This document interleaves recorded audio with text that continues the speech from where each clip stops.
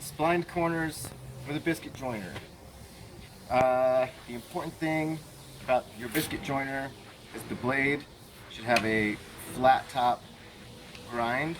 Because if you do the ATB style, you're going to have little V grooves, and then you won't have a nice clean edge on your spline. So that's one thing. I had my blade uh, ground to a flat top by my blade sharpening service, so you can do that.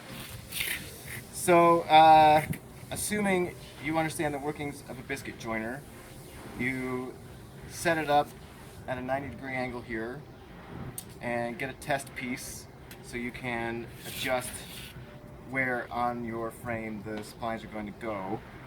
I always do the top and the bottom the same and then center one. In this case, I am matching a client's frame, so it has to be this way. You can do 4, you can do 2, depending on the depth of your frame. You can do as many or as little as you need to do. So I always set up the top and bottom since they're the same and do them first. You can do the middle one first, of course.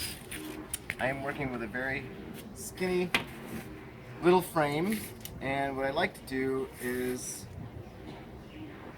make sure that's unplugged, and then push the blade out, and with the very tip of your blade, put that so it just, can you see that there where the blade is just touching the inside corner of the frame, and that way you won't get their spline on the inside of the molding. I'm doing that on this frame because, again, I'm matching something the client did, and the splines don't go very far into the frame. If you want to, you can push it out and have your splines be wide. You just have to then carve out the spline on the inside. So, but for right now, we're just going to leave it, and it's honestly easier to not carve out the inside of the frame, so we'll do it like that. And again, you just set your little stop for how far out the blade is going to go. And then another little trick is to use a triangle and line that up with your miter, so you can kind of make sure that your cut is going straight, because sometimes if you're putting it on slight angles either way, you'll get an uneven spline on the sides. Okay.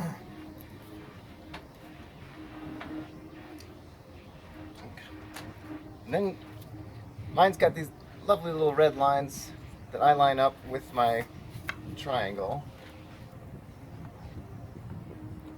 And as long as you do that fairly consistently, they'll be pretty even. So, and then I'm going to just put downward pressure to keep that square and flat on the surface. Of course, it also helps if you can do it and look at your triangle at the same time. And then just cut. One other thing. You want to make sure to cut pretty slow, otherwise you will get a lot of tear out. And no matter what, you're going to get a little tear out. I don't know if it's any more or less than you'd get on a table saw, but the slower you go, the better, in my experience anyway.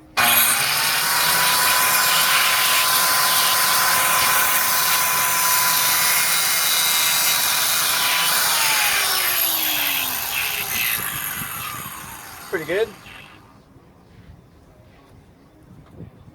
Little tear out, but not too bad. Just a little nick. This is gonna get sanded anyway. So anyway, I do that on all 4 corners.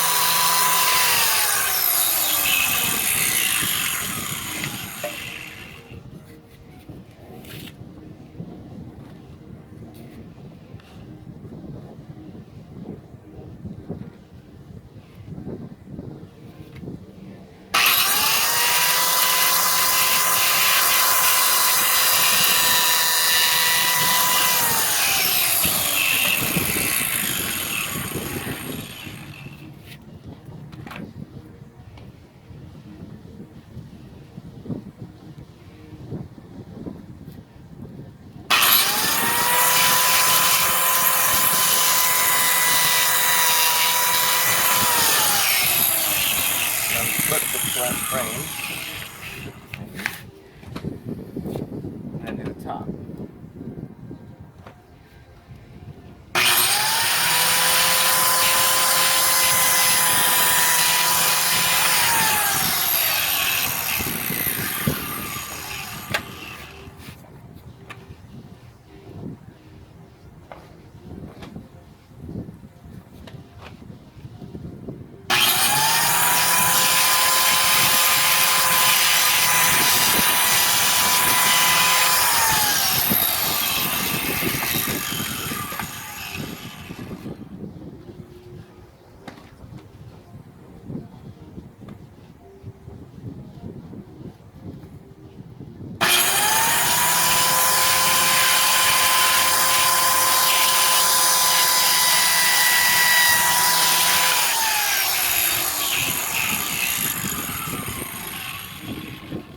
Not bad, pretty good.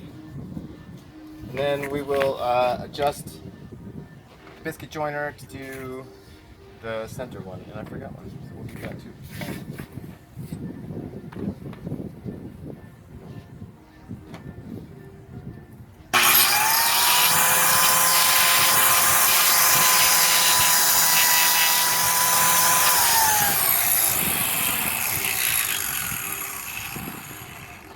Alright, good. Stop it. Alright, so the middle spline we got adjusted. So we'll put in our last 4 splines.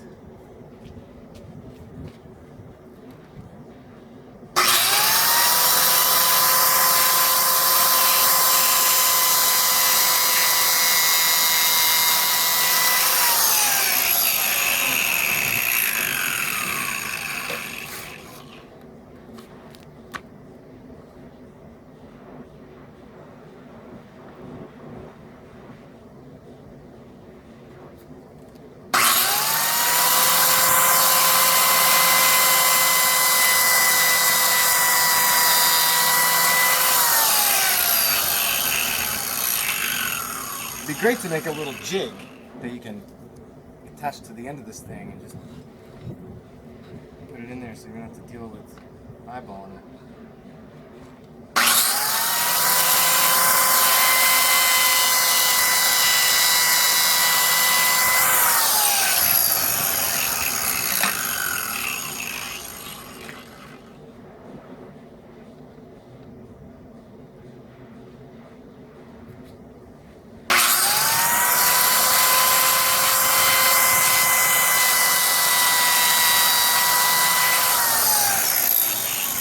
Alright, that's it. Easy as pie. Great on large frames that you don't want to have wobbling around when you're trying to run it on a table saw. But I'll get we have some hardwood splines that we made up, and we'll get those in there. And one little note on the splines is that when you're installing them, depending on the orientation of your frame, you want to get the grain to go even with whatever side is going to show. So you'll have end grain on the bottom and face grain on the sides in this particular case. We'll get those glued in, and then we'll let them dry and shave them off. Alright, I'm going to trim the splines now. Those are all dried up mostly, and I've also learned that not a lot of people know about the Dremel or other oscillating tool for flush cuts, but it's a lot faster than using a Japanese flush cut saw. So we'll start with it on pretty low and then see how it goes anyway. I've done it before and it seems to work really nice, but come around.